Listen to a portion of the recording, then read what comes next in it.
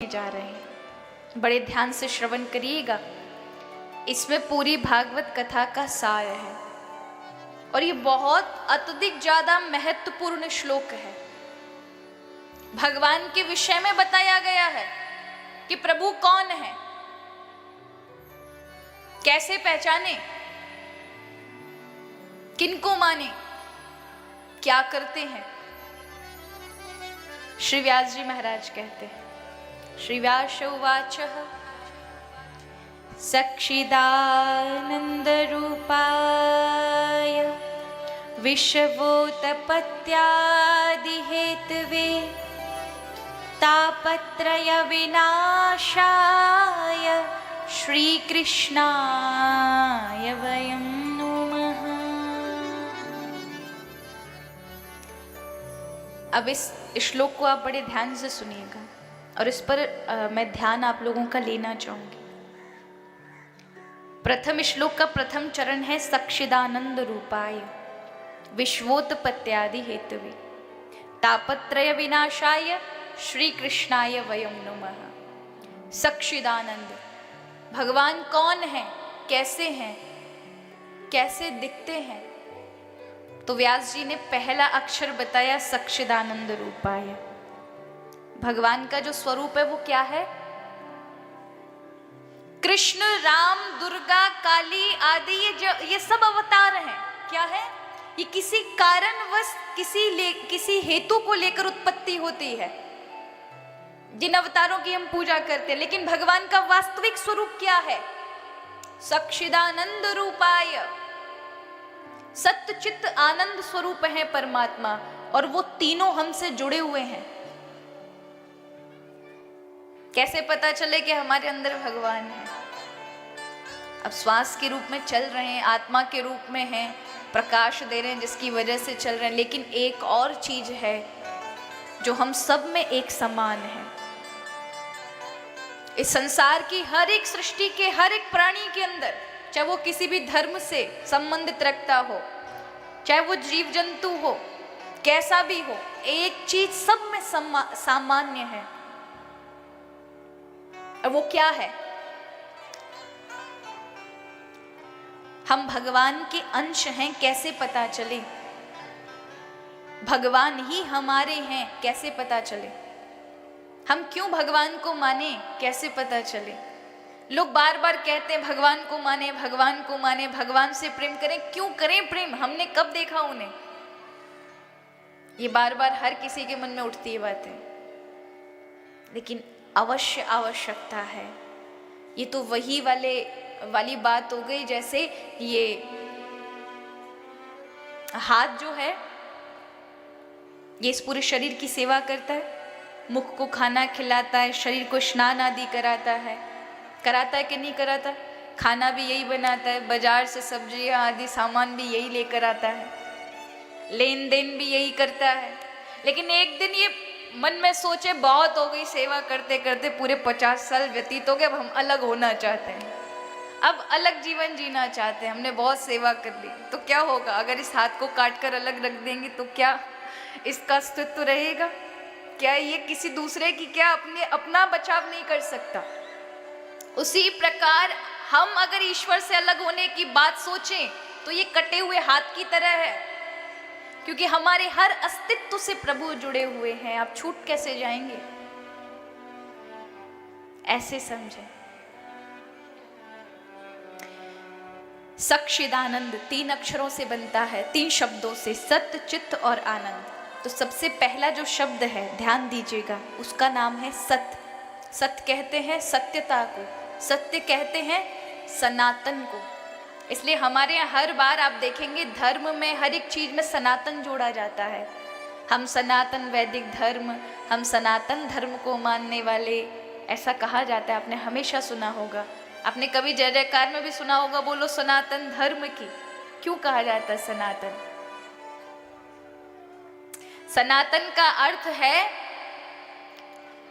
जिसका कभी अंत ना होता हो, ना जिसका प्रारंभ है ना जिसका अंत है, जो यथावत चल रहा हो, ना कभी किसी उसकी मृत्यु है ना कभी उसका जन्म है, उसका नाम सनातन है। अब आप ये कहेंगे हम भगवान के अंश हैं, वो परमात्मा ना उसकी मृत्यु है ना उसका जन्म है, और आप हमें कहते हैं भगवान के अंश है, लेकिन हम तो बार बार मरते हैं, हर बार मरते हैं। लेकिन एक बात याद रखिएगा, हमारा ये शरीर मरता है, लेकिन हम लोगों के अंदर मरने की प्रवृत्ति बिल्कुल नहीं है।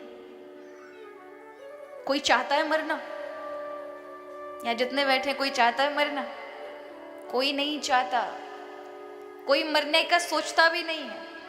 अगर कोई कहे ना, कोई मित्र कहे कि मुझे तो बड़ी इच्छा हो रही है मैं मर जाऊं, आप उसका गला पकड़ कर दबाइएगा, वो कहेगा अरे तुम क्या कर रहे हो? तो तुम कहना तुम कह रहे थे कि मुझे मरना है तो मैं मारने की कोशिश कर रहा हूं। बोलो नहीं, मैं तो मजाक कर रहा था, तुम तो मेरे ऊपर ही मारने को तैयार हो गए। एक मच्छर भी है, वो भी, उसको भी पता है कि भैया यहाँ काट गए ना तो मसल दिए जाएंगे, कब कोई पता नहीं है हमारे प्राण निकल जाए, तो वो यहाँ नहीं काटेगा, हर जगह काट लेगा। उसे भी पता है कहाँ से मुझे ब्लड मिलेगा, कहाँ से खून मिलेगा, कौन सी जगह बैठ जाना चाहिए। अगर रात में यहाँ बैठ गया और इसका हाथ ऐसे हो गया तो हमारा कचूमर निकल जाएगा। उसे भी पता है, उसे भी जीने की ललक है। एक मक्खी को पकड़ने की कोशिश करिएगा, वो भी बहुत तेजी से भागेगी, हाँ या ना? सबको अपने प्राण प्रिय हैं। एक सांप भी अगर आप देख लेंगे तो वो भी अपने आप को बचने के लिए इधर उधर भागेगा, क्योंकि सबको ये जीवेशना जो है ना मरने की, वो एक समान है। कोई मरना नहीं चाहता। कोई डॉक्टर के पास अगर हमें मरने की हो तो लोग क्यों पैसा बर्बाद करें, फिर क्यों हॉस्पिटल बने?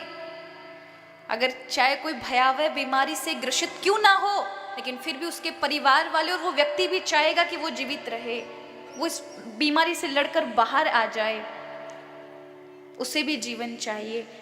एक 80 साल के वृद्ध को भी जीवन की आशा रहती है, मैं मरूं नहीं, क्योंकि जो अंदर आपकी ये आशा है ना, वो आपकी आत्मा के स्वरूप की है।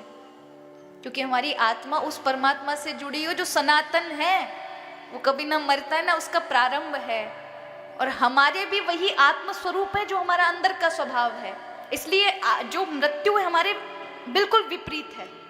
हम मरना नहीं चाहते कोई भी, सबको अपने जीवन से प्रेम होता है, और ये कोई सिखाना नहीं पड़ता, सहजता में सबके अंदर ये समान है, एक समान है,